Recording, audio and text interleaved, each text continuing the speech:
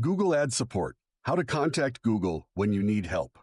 Navigating Google Ads can sometimes feel overwhelming, but knowing where to find support can make all the difference.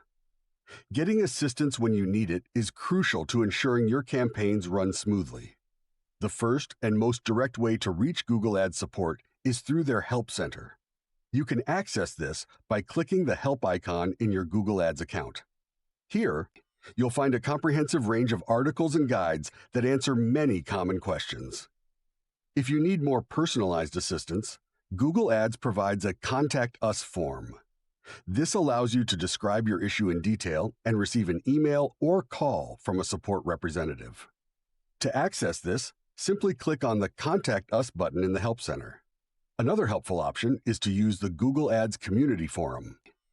This platform lets you interact with other advertisers and Google product experts to share ideas and troubleshoot problems together.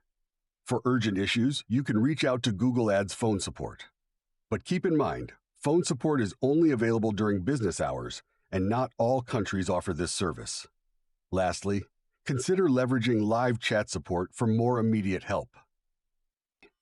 It's a real-time way to discuss your issues and get step-by-step solutions from a Google expert.